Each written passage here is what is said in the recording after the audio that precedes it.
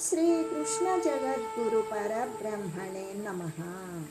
ओम नमो श्री वेदव्यासाय नमः। ओम मद्गुरु श्री पूर्णानंद स्वामिने नमः। ओम शुक्लांबरधरं विष्णुं शशिवर्णं चतुर्भुजं प्रसन्नवदनं ध्यायेत् सर्वविघ्नोपशान्तये। ओम व्यासाय विष्णुरूपाय व्यासरूपाय विष्णवे नमो वै ब्रह्मनिधये वासिष्ठाय नमो नमः। ओम नारायणं नमस्कृत्य नरं चैव नरोत्तमं देवीं सरस्वतीं व्यासं ततो जयमुदीरयेत्। श्री भगवद्गीता गुणत्रय विभाग योगము। పరమాత్మ ఏమని చెప్తూ ఉన్నారంటే, దేనిని తెలుసుకొని మునులందరూ కూడా ఈ సంసార బంధం నుండి వదిలివేయబడి సర్వోత్తమమైనటువంటి మోక్ష సిద్ధిని పొంది ఉన్నారో అటువంటి పరమాత్మ విషయకమైనటువంటిది జ్ఞానాలలోకెల్లా కూడా ఉత్తమమైనది అయినటువంటి జ్ఞానాన్ని మరలా తెలియజేస్తూ ఉన్నాను అని చెబుతూ, ఎలాగంటే అఖండ జ్ఞానాన్ని గురించి మళ్ళీ చెప్తున్నాను విను అని చెప్పడం చేత భగవానునికి భక్తుల పట్ల ఎంత కరుణ ఉన్నదో, వారిని తరింపజేయాలి అనే కుతూహలము ఎంత ఉన్నదో మనందరికీ అర్థమవుతుంది. ఉత్తముడైనటువంటి గురువు విశ్వాసపాత్రుడైనటువంటి శిష్యునికి మనస్సుకు ఎక్కడం కోసమై ఒకే బోధన మళ్ళీ మళ్ళీ కూడా చెప్తూ ఉంటారు కదా. కాబట్టి అయితే భగవంతుని దృష్టిలో ఈ విషయం ఎంత ముఖ్యమైనవో అనేటువంటి ఆలోచన మనకు రావాలి. ప్రపంచంలో అనేక జ్ఞానాలు ఉన్నాయి. భౌతిక జ్ఞానం, సంగీత జ్ఞానం, శిల్ప జ్ఞానం, గణిత జ్ఞానం, ఇంకా అనేకాలు అయినప్పటికీ వాటన్నింటిలో కూడా భగవానుడి దృష్టిలో ఆధ్యాత్మిక జ్ఞానమే సర్వశ్రేష్టమైనది అని కదా తెలుస్తూ స్పష్టమవుతూ ఉన్నది. అయితే ఈ జ్ఞానాన్ని తెలుసుకొని పూర్వం మునులందరూ కూడా బంధ విముక్తులయ్యారు అనే కదా తెలియజేయబడింది. అయితే ఎవరైతే రోగం వచ్చినటువంటి వారు ఔషధాన్ని సేవించి రోగాన్ని మాపుకుంటారో, రోగాన్ని వదిలివేస్తారో, ఆ ఔషధం యొక్క గొప్పతనం ఆ రోగి యొక్క రోగ నివారణ మీదే ఆధారపడి ఉంటుంది. దేనిని సేవిస్తే రోగం శమిస్తుందో ఆ ఔషధం చాలా గొప్పది అని కదా అర్థం. అలాగే పూర్వం మననశీలురైనటువంటి మునులందరూ కూడా ఈ జ్ఞానాన్ని సేవించారు. అలా సేవించడం వలన బంధ విముక్తులయ్యారు, శాశ్వతమైన మోక్ష పదవిని పొందారు అని తెలియజేయడం చేత ఈ జ్ఞానం యొక్క మహిమ వెల్లడి అవుతూ ఉన్నది.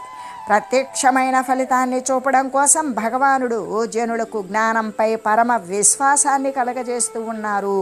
కాబట్టి ఈ జ్ఞానాన్ని తెలిసినటువంటి వారిలో ఒక్కరు కూడా ముక్తిని పొందకుండా ఉండలేదు.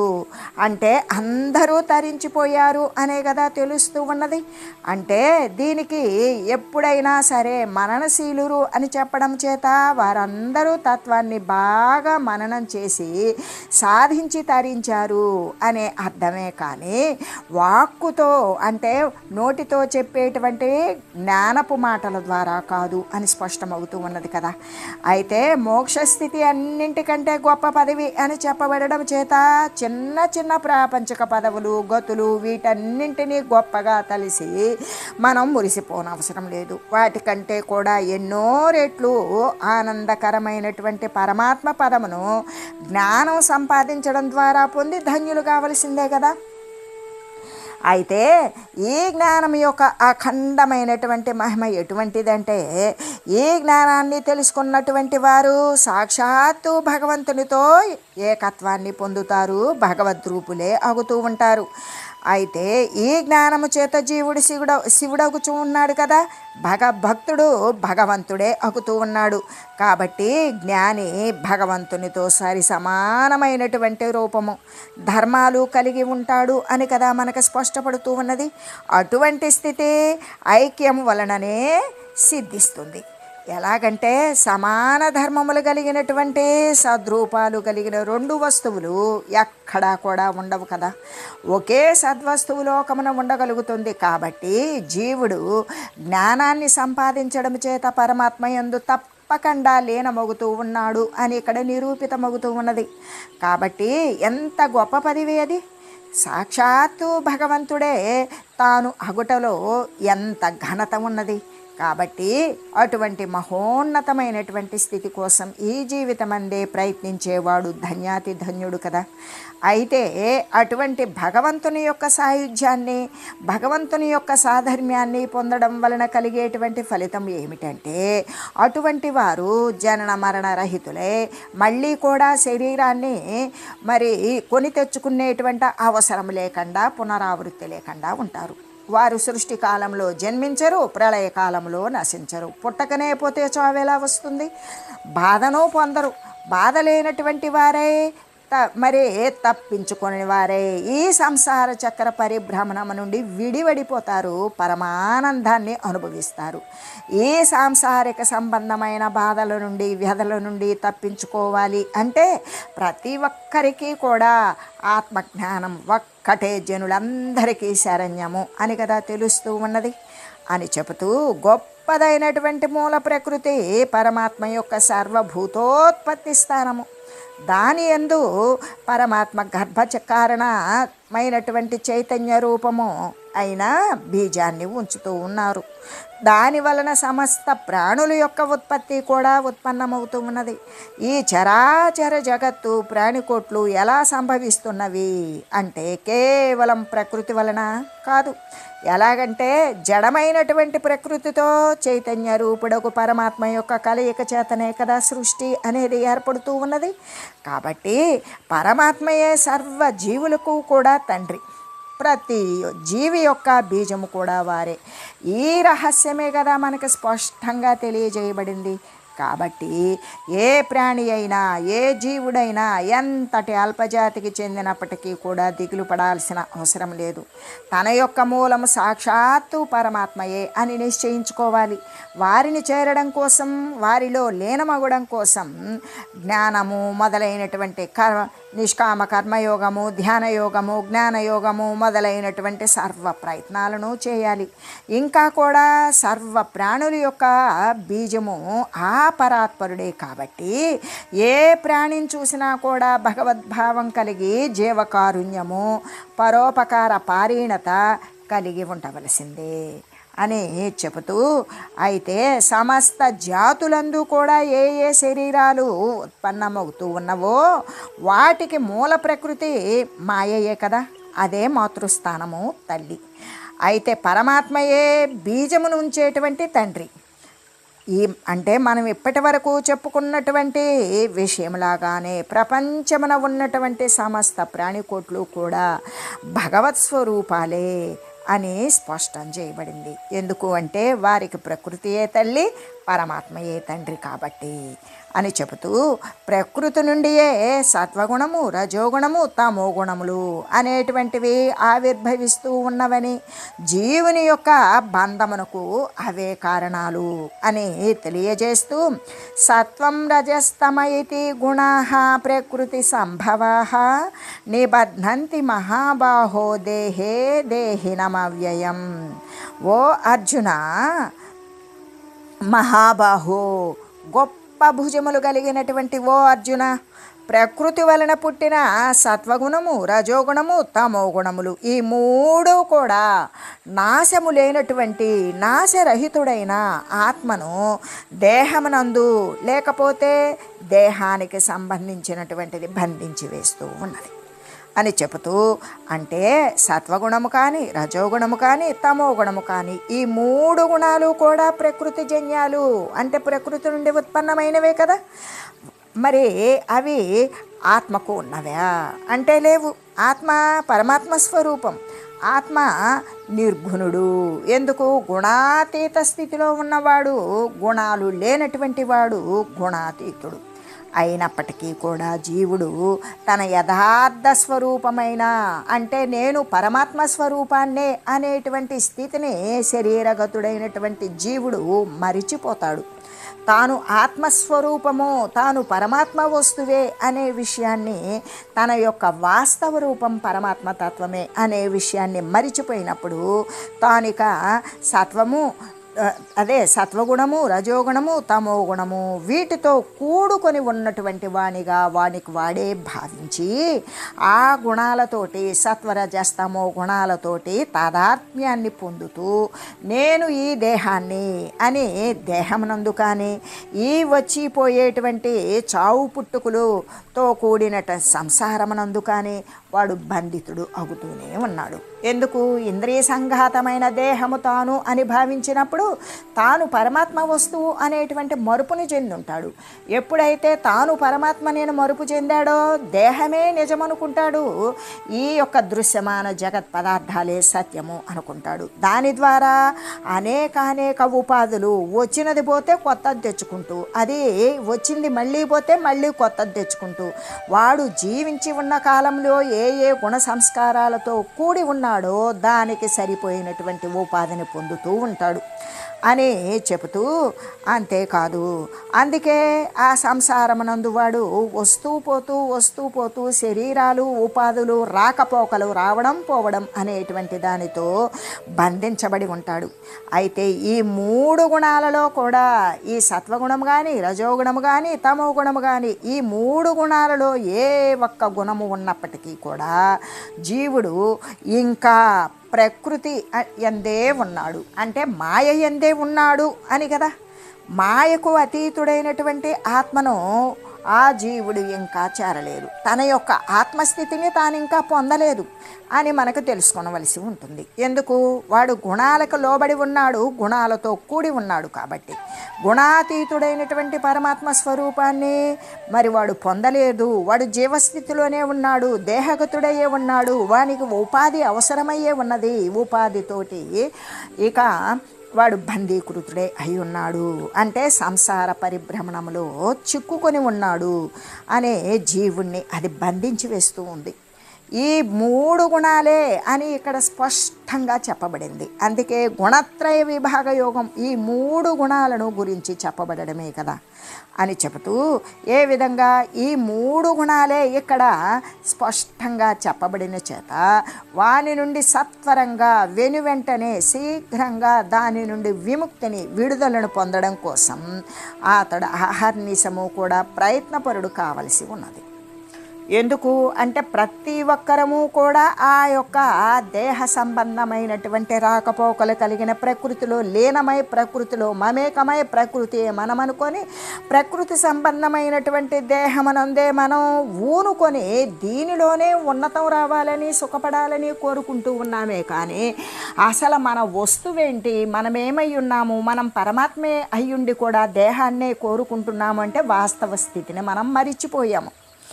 అందుకే ఇలా విడుదల ఎప్పుడు శారీరక సంబంధమైనటువంటి బంధాన్ని వదిలించుకోవాలి అన్నప్పుడు వాడు అహర్నిశము ఎల్లవేళలా తన స్వరూపమైనటువంటి పరమాత్మ స్వరూపాన్ని నిరాటంకంగా ఎన్ని ఆటంకాలు వచ్చినా ఎదుర్కొని మరీ కూడా ఆ విధమైనటువంటి ప్రయత్నం చేసినప్పుడు మాత్రమే అహర్నిశ ప్రయత్నపరుడే కావలసి ఉన్నది.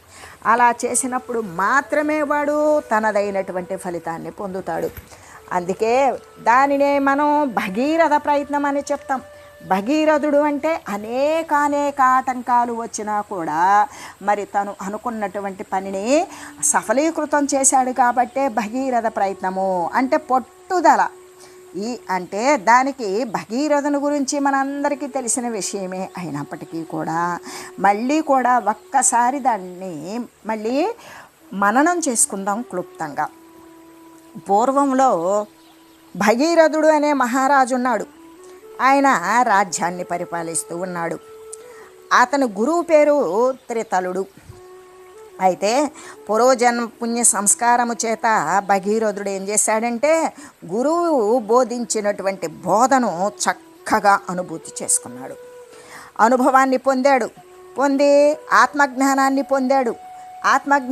పొంది జనక మహారాజులాగానే మిథిలా నగర చక్రవర్తి విదేహరాజు జనకరాజు ఏ విధంగా దేనికి అంటక రాజ్యాన్ని పరిపాలిస్తూ రాజ్య ప్రజలను సుభిక్షంగా ఉంచడంలో తను ఏ విధంగా దేనికి అంటకుండా కూడా రాజ్యపాలన కొనసాగించినట్లుగానే ఈ భగీరథుడు కూడా త్రితలుడు అనేటువంటి గురువుగారి ద్వారా తన యొక్క ఆత్మ ప్రబోధాన్ని ఉద్ధరించుకొని జనక మహారాజు పరిపాలించినట్లుగానే దేనికి అంటకుండా నిష్కామ కర్మయోగంలాగానే ఆ యొక్క రాజ్య వ్యవహారాలను చేస్తూ ఉన్నాడు.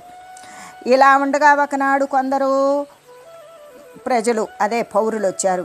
రాజు దగ్గరికి వచ్చి ఇలా చెప్తూ ఉన్నారు, ఓ మహారాజా, మీరు ఆనందంగా రాజ్య పరిపాలన చేస్తూ ఉన్నారు, కానీ మీ పితరులైనటువంటి సగరపుత్రుడు వారంతా కూడా కపిల మహర్షి యొక్క శాపం ద్వారా ఇతర లోకాల యందు నానా రకాలైనటువంటి దుష్టమైనటువంటి గతులను పొందుతూ ఉన్నారు.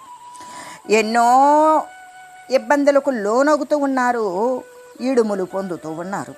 వారి వంశంలో పుట్టినటువంటి మీరు వారి బాగోగులను కూడా, అంటే వారంతా శరీరం వదిలారు, కానీ వాళ్ళకి ఉత్తమమైనటువంటి గతి లేదు. వారు నానా దుర్గతులను పొందుతూ ఉన్నారు. ఆ విధంగా సూక్ష్మ శరీరంతో ఎన్నో ఇడుములను అనుభవిస్తూ ఉన్నారు. వారి వంశంలోనే పుట్టినటువంటి మీరు వారి యొక్క బాగోగులను, వారి యొక్క ఊర్ధ్వస్థితిని, ఊర్ధ్వగమనాన్ని ఒకంత విచారించవలసి ఉన్నారు కదా. వారి క్షేమానికి కావలసినటువంటి విధి విధానాలు ఉన్నవి కదా, వాటినే ఆచరించవలసి ఉన్నారు కదా. స్వర్గంలో ప్రవహిస్తూ ఉన్నటువంటి గంగా నది, అంటే స్వర్గంలో ఉన్నటువంటిది మందాకిని. ఆ మందాకిని నదిని మీరు గనక భూలోకానికి తెచ్చారనుకో, ఆ యొక్క మహా ప్రవాహ స్రవంతి యొక్క పవిత్రమైనటువంటి స్పర్శ ఉంటుంది కదా, దానిని మీ పితరుల యొక్క సగరపుత్రులపై వారు బూడిద కుప్పలయ్యారు. ఏది కపిల మహర్షి యొక్క ఆగ్రహానికి లోనై ఆ బూడిద కుప్పల మీదుగా కనుక ఈ పవిత్రమైనటువంటి గంగా నదిని ప్రవహింపజేశారనుకో, వారంతా తరించిపోతారు. కాబట్టి భూపాల, ఆ గంగా నదిని భూలోకానికి తీసుకురండి, అలా తీసుకువచ్చేటువంటి ప్రయత్నాన్ని ఆచరించండి అని వారంతా కూడా ప్రార్థించారు. అప్పటి ప్రజలు రాజభక్తులు, రాజకుటుంబాలు ఉద్ధరింపబడాలి అనే కోరుకునేవాళ్ళు. అలాగే రాజులు కూడా ప్రజలను కన్నబిడ్డలలాగానే పరిపాలించేవారు. దుష్టత్వాన్ని శిక్షిస్తూ శిష్టత్వాన్ని రక్షిస్తూ ఆ విధంగా ప్రజానురంజకంగా పరిపాలన చేసేవారు. ఆ విధంగా ఎప్పుడైతే అలా సగరపుత్రుల యొక్క ఊర్ధ్వగతిని గురించి ప్రజలంతా కూడా, ఇంకా పెద్దలు హితైషులు వాళ్ళందరూ కోరిన ప్రకారం ఆ భగీరథుడు వారి యొక్క క్షేమాన్ని గురించి కోరుకున్నాడు. తను కూడా కోరుకొని ఏకాంతానికి వెళ్ళిపోయాడు. ఒంటరిగా రాజ్యపాలన అక్కడ ఉన్న వారికి అప్పగించాడు. ఏకాంతవాసానికి వెళ్ళిపోయి తీవ్రతరమైనటువంటి ఇంద్రియాలను నిగ్రహించి ఇంద్రియాలను తప్పింపజేస్తూ ఆ తపస్సు అనేటువంటిది ఆచరించసాగాడు. అయితే గంగాదేవిని, పరమశివుని, జహ్ను మహర్షిని కూడా ముగ్గురిని కూడా స్తోత్రాలను చేస్తూ ఆ ముగ్గురిని కూడా భక్తితో ఆరాధించసాగాడు. ఎందుకు? గంగాదేవి వచ్చింది, ఆ దివి నుండి భూమికి ప్రవహించేటువంటి గంగను పట్టడానికి సాధ్యము కాదు కదా. శివుణ్ణి అర్థించాడు గంగను చక్కగా కూడా క్రమబద్ధీకరించమని. ఆ విధంగా పట్టి ఉంచడానికి శివుడు ఒప్పుకున్నాడు. తర్వాత ఎప్పుడైతే గంగాదేవి జహ్ను మహర్షి యొక్క ఆశ్రమం మీదకు వెళుతూ ఉన్నప్పుడు జహ్ను మహర్షి అదంతా కూడా త్రాగివేశాడు. అలా త్రాగివేసినప్పుడు మళ్ళీ జహ్ను మహర్షిని ప్రార్థించాడు. ఆయన తన యొక్క చెవి నుండి మళ్ళీ తను పానము చేసి మిరింగివేసినటువంటి తన యొక్క తపశక్తి చేత అంత గంగా నదిని కూడా మిరింగివేసిన జహ్ను మహర్షి తన యొక్క చెవి ద్వారా వదిలిపెట్టాడు. కాబట్టి ఆ విధంగా ఆ ముగ్గురిని కూడా, అంటే రాబోయేటువంటి విషయాన్ని చక్కగా మరి రాబోయేటువంటి విషయాన్ని ముందరగానే చూశాడు. ముందు చూపు అంటే మనకేంటి, ఒక ఆలోచన అనే మాట మాత్రమే మనకి స్థిరపడి ఉంటుంది. కానీ అప్పటి వారు ముందు చూపు అంటే తపస్వికులు జరగబోయేటువంటి దానిని ముందుగానే దర్శించడం. అటువంటి ముందు చూపు కలిగినటువంటి భగీరథుడు గంగాదేవిని ప్రార్థించాడు. ఆమెను క్రమబద్ధీకరించి కట్టడి చేయడం కోసం విచ్చలవిడిగా ఎటుబడితే అటు వెళ్ళి గ్రామాలు పట్టణాలు ముంచివేయకుండా పరమశివుణ్ణి ప్రార్థించాడు. తర్వాత గంగ ద్వారా వచ్చినటువంటి ఉన్నటువంటి జహ్ను మహర్షి ఆశ్రమానికి ముప్పు.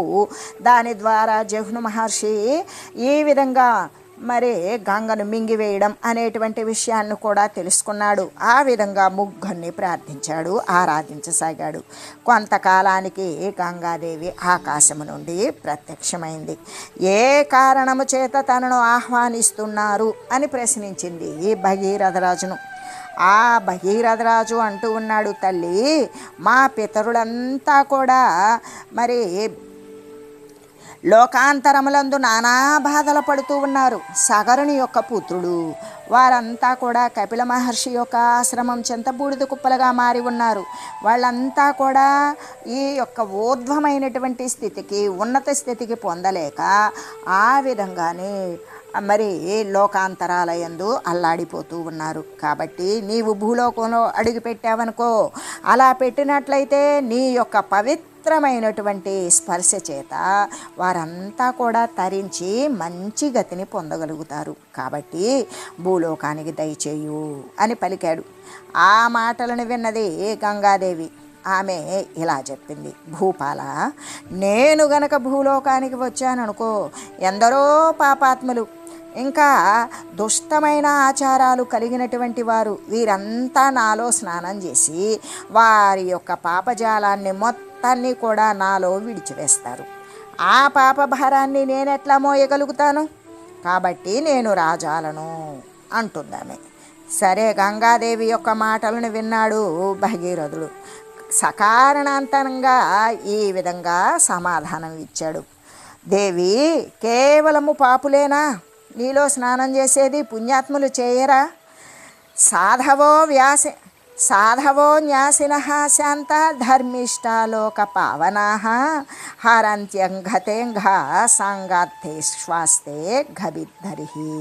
సాధు పొంగవులు స్నానం చేస్తారు, త్యాగశీలురు స్నానాలు చేస్తారు, శాంత స్వభావులు స్నానాలు చేస్తారు. నీలో ధర్మపరాయణులు, లోకపావన తత్పరులు కూడా ఎందరో నీలో మునిగి స్నానాలు అనేది ఆచరిస్తారు.